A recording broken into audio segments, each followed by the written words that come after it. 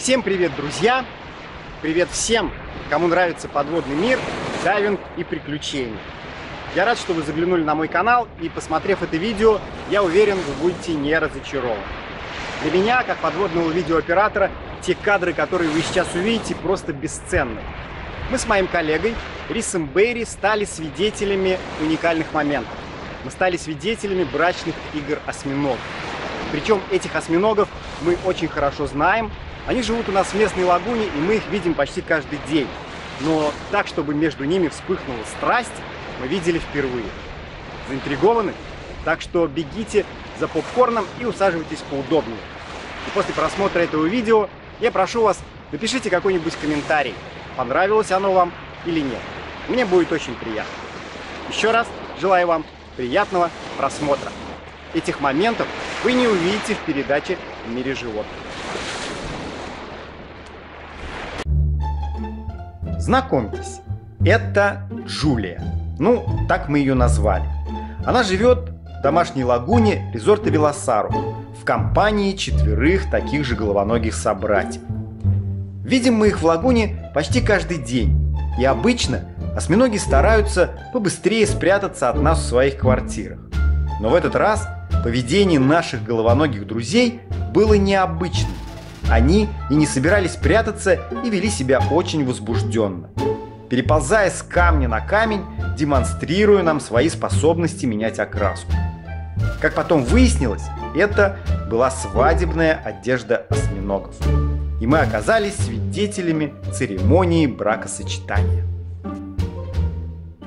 Джулия переместилась на соседний камень, где ее ждал жених в богатом свадебном костюме. Мы его назвали Оскар. Не знаю почему, но к нему как-то сразу приклеилась эта погремуха.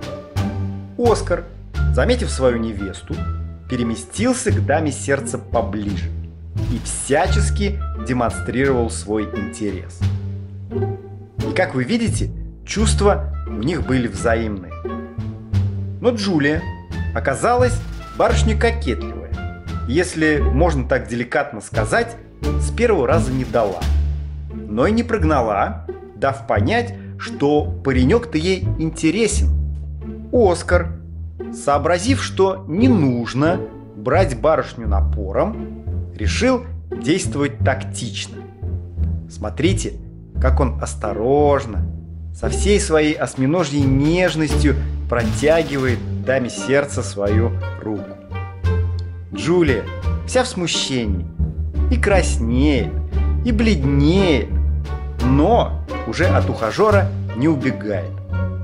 Видно, что пара образовалась.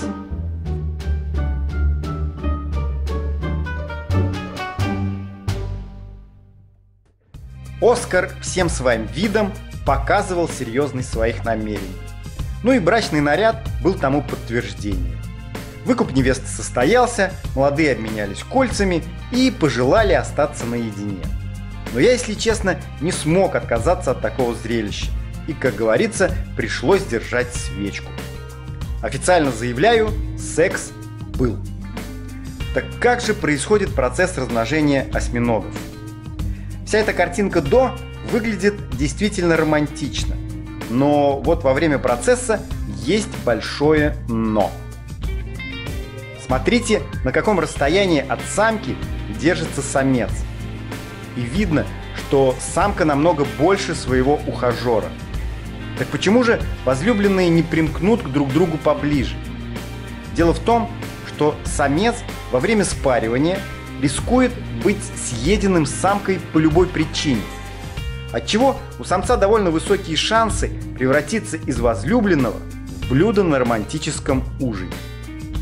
Но на всякую хитрую даму найдется щупальце с винтом. Поэтому многие виды осьминогов занимаются сексом на расстоянии вытянутой конечности. И одно из щупалец самца выполняет роль полового органа. А заканчивается такое щупальце отростком под названием лигула. Стараясь не быть сожранным, самец осьминога аккуратненько пытается просунуть щупальце с лигулой в щель в мантии сами. После этого лигула отламывается со сперматофорами и остается внутри. Видите, как наш герой цепляется за свою жизнь всеми оставшимися щупальцами? Хочется и сладкого, но и раньше времени умирать неохота. Бывает, что во время спаривания самки придушивают своих ухажеров. А когда безвольное тело перестает подавать признаки жизни, коварная любовница оттаскивает труп к себе в нору. Ну а дальше вы знаете. Если с первого раза оплодотворить самку не получилось, самец выжидает удобного момента, чтобы попытаться еще раз. И опять же на расстоянии протягивает свое щупальце. Вот сейчас как раз самец делает вторую попытку исполнить свой супружеский долг. Если все пройдет удачно, самцы поспешают убраться прочь, потому как настроение у их подружек может кардинально поменяться в обратную сторону. И, к сожалению, большинство самцов после спаривания через некоторое время умирают. Самки после оплодотворения яиц аккуратно прикрепляют их к внутренним стенкам гнезда и на протяжении 1,5 и более месяцев будут охранять. Все это время самка осьминога не охотится и не ест, и заботливо обдувает яйца струями воды из своего сифона. После вылупления потомства самки тоже, как правило, погибают. На свет появляются крошечные осьминожки, готовые к самостоятельной жизни. Теперь их жизнь будет зависеть от того, насколько умело они будут маскироваться от хищников. И до половозрелого возраста, конечно, доживут не все. Но таковы законы природы. Выживает только сильнейший, способный пройти через сложности и опасности. Я получил от природы шикарный шанс увидеть такие интимные моменты. Теперь вы тоже их видите. Спасибо, что смотрите мои видео, и до скорой встречи!